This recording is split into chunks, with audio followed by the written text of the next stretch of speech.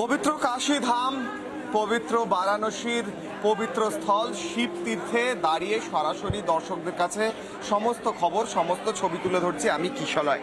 আমার ঠিক পিছনে এই ছবি হচ্ছে কাল ভৈরব মন্দিরের গলির।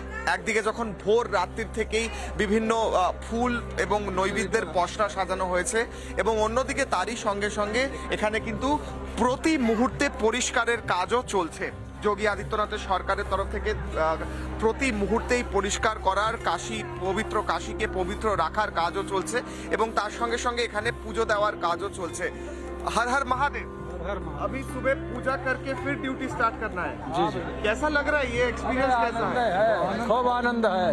हर हर महादेव। अरे खूब बढ़िया है, बहुत बढ़िया। महादेव हर हर नमो पार्वत पतये हर हर महादेव। पहले पूजा हर हर महादेव। पहले पूजा होगी काल भैरव जी की, फिर आप ड्यूटी स्टार्ट करेंगे, ऐसा ना? वही बोल रहे हैं। लेकिन थकावट लग रहा है, कितना लोग हैं? नहीं कुछ नहीं, थकावट को कोई शिकायत। सब बाबा जी का कृपा है, सब बाबा विश्वनाथ की कृपा है।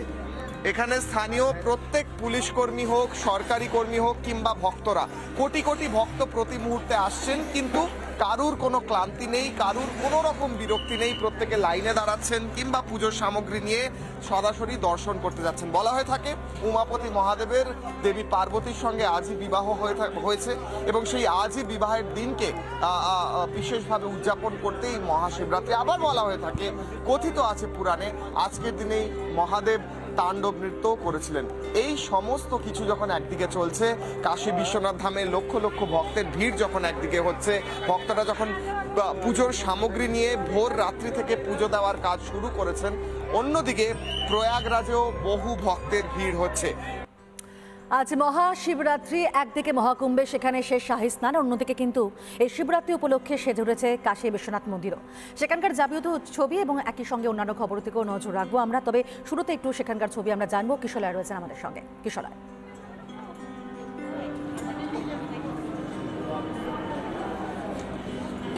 একেবারে পিউষ সুপ্রভাত কাশী বিশ্বনাথ ধাম থেকে, পবিত্র বারাণসী ধাম থেকে আমি কিশলয়, এবং প্রথমেই জানাবো নমো পার্বত পতয়ে হর হর মহাদেব। আমার পেছনে এই যে রাস্তা সরাসরি চলে যাচ্ছে, একদিকে ডান দিকে চলে যাচ্ছে কাল ভৈরব মন্দিরের দিকে, লেখা রয়েছে শ্রী কাল ভৈরব মন্দির, এবং ইতিমধ্যেই ভক্তরা আসতে শুরু করেছেন।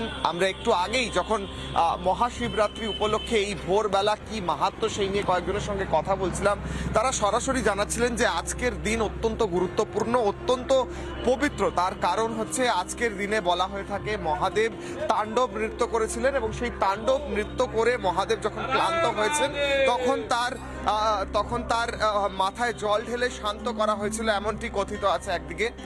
আর অন্যদিকে এই ভক্তদের ভিড়ের মধ্যে অনেকেই কিন্তু আসছেন প্রয়াগরাজ থেকে, কিংবা অনেকে যাচ্ছেন প্রয়াগরাজেও আজকে শেষ শাহী স্নান বা অমৃত স্নান স্থানীয় ভাষায় বলা হয়ে থাকে। সেই অমৃত স্নান আজকেই শেষ, এবং আজকে সেই সাবিত্রী স্নানের দিন।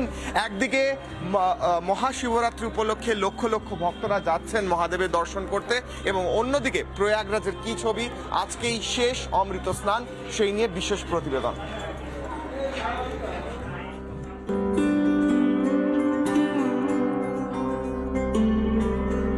13 ফেব্রুয়ারি থেকে প্রয়াগরাজে শুরু হয় মহাকুম্ভ। 144 বছর পর আসে এই যোগ। সনাতন ভারতের আস্থা ও ঐক্যের মিলন ক্ষেত্র হয়ে দাঁড়িয়েছে মহাকুম্ভ। আজ সেই মহাকুম্ভের শেষ অমৃত স্নান। মহাশিবরাত্রির পুণ্যতিথি আজ। মহাশিবরাত্রির পুণ্যতিথি শুরু হচ্ছে 26 ফেব্রুয়ারি সকাল 11টা বেজে 8 মিনিটে। এই তিথি শেষ হচ্ছে 27 ফেব্রুয়ারি সকাল 8টা বেজে 54 মিনিটে। 26 ফেব্রুয়ারি উপবাস পালন এবং একই দিনে মহাকুম্ভ মেলা শেষ হচ্ছে। স্নানের আগে গঙ্গা, যমুনা এবং অদৃশ্য সরস্বতীকে মনে রেখে পুণ্য রূপ দেন পুণ্যার্থীরা। তাঁদের বিশ্বাস, এই স্নানেই পাপ মুক্তির মাধ্যমে মেলে আত্মশুদ্ধি। পৌষ পূর্ণিমা স্নান দিয়ে শুরু হয়েছিল অমৃত স্নান। মহাকুম্ভে পৌঁছে গিয়েছেন একের পর এক সেলিব্রিটি। দেশ থেকে বিদেশ সব পথ মিশেছে প্রয়াগরাজে ত্রিবেণীর ঘাটে। রেকর্ড পুণ্যার্থীর সমাগম শেষ দিনে। চোখ তো মিথ্যা কথা বলে না, 70 কোটি এখনো অবধি হয়ে গেছে। মহাশিবরাত্রি কত হবে জানি না, সব মিলে ভগবানের কাছে প্রার্থনা করি যেন খুব সুস্থভাবে সম্পন্ন হয়। আর এই স্নান সে গরিব থেকে নিয়ে বড় লোক ধনী পর্যন্ত এক জায়গায় কোনো ভেদাভেদ নেই, সবাই একসাথে করেছে। মহাকুম্ভের অমৃত স্নান যেভাবে হয়েছে 13ই জানুয়ারি পৌষ পূর্ণিমা, 14ই জানুয়ারি মকর সংক্রান্তি স্নান, 19শে জানুয়ারি মৌনী অমাবস্যার পুণ্য স্নান, 3রা ফেব্রুয়ারি বসন্ত পঞ্চমীর অমৃত স্নান, 12ই ফেব্রুয়ারি মাঘী পূর্ণিমা স্নান, 26শে ফেব্রুয়ারি মহাকুম্ভের শেষ দিন মহাশিবরাত্রির মহাস্নান দিয়ে।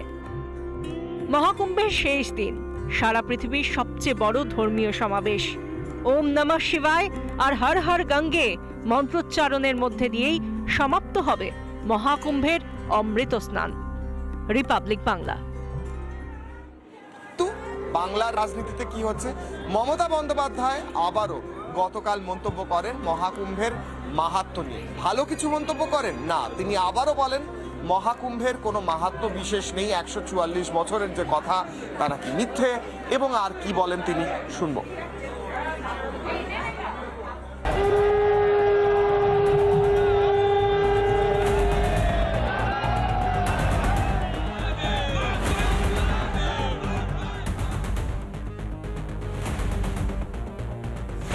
মহাকুম্ভ আমি নাইবা বললাম, ওটা এখন মৃত্যু কুম্ভ হয়ে গেছে। দিন কয়েক আগে মুখ্যমন্ত্রী মমতা বন্দ্যোপাধ্যায়ের এই মন্তব্যে ডিডি পড়ে গিয়েছিল গোটা দেশে। মমতার মন্তব্যের প্রতিবাদে পথে নামেন সাধুসন্তরাও। এত কিছুর পরেও শিক্ষা হয়নি। এবার 144 বছর পর মহাকুম্ভ নিয়েও মন্তব্য করে বসলেন মমতা। 144 বছর পরে কুম্ভ হচ্ছে, এটা ঠিক নয়। আমরা যতদূর জানি পুণ্য স্নান যেটা হয় প্রতিবার গঙ্গাসাগরে হয় বলে আমরা জানি, সংক্রান্তিতে হয় এবং নিয়ম কানুন মেনেই হয়। মুখ্যমন্ত্রী বোধহয় জানেন না 12 বছর পর পর যেটা হয় সেটা পূর্ণ কুম্ভ বলে। 12টি পূর্ণ কুম্ভের পর একটি মহাকুম্ভ হয়। আর জানেন না বলেই হয়তো মহাকুম্ভের আয়োজন ও বিয়ে বাড়ির আয়োজন তার কাছে একই। আমি যদি কোনো বিয়ে বাড়ির ব্যবস্থা করি, আমাকে দেখতে হবে খাবার দাবার দায়িত্বটাও আমাকে একটু এক্সট্রা রাখতে হয়। 400 লোককে নিমন্ত্রণ করলে 500 লোকের ব্যবস্থা রাখতে হয়। এটা হচ্ছে সিস্টেম। মহাকুম্ভ শুধুই একটি প্রচলিত বিশ্বাস নয়, বিজ্ঞান। কিভাবে জানেন? বোঝালেন লেখক মানস ভট্টাচার্য। সূর্যকে প্রদক্ষিণ করতে বৃহস্পতির সময় লাগে 12 বছর, আর সে কারণে 12 বছর অন্তর 3 নদীর মিলনস্থল সঙ্গমে 12 বছর করে 12টি সার্কেল, মানে 144 বছর, তখন একটি পূর্ণ মহাকুম্ভ অনুষ্ঠিত হয়। বিজেপি অবশ্য মমতা বন্দ্যোপাধ্যায়ের এই মন্তব্যকে পাত্তা দিচ্ছে না একেবারেই। এ কি বললো জানি না, তবে এটুকু বলতে পারি যে সনাতনী ধর্মর কি পাওয়ার সেটা বুঝিয়ে দিল। গর্ব সে কহো কে হাম সনাতনী হ্যায়। প্রতি বছর মকর সংক্রান্তিতে গঙ্গাসাগরে পুণ্যস্নান সারেন কয়েক লক্ষ মানুষ। আর প্রয়াগরাজে মহাকুম্ভে পুণ্যস্নান সেরে ফেলেছেন 60 কোটির বেশি মানুষ। মহাকুম্ভ নিয়ে গোড়া থেকেই গায়ে জ্বালা ইন্ডির।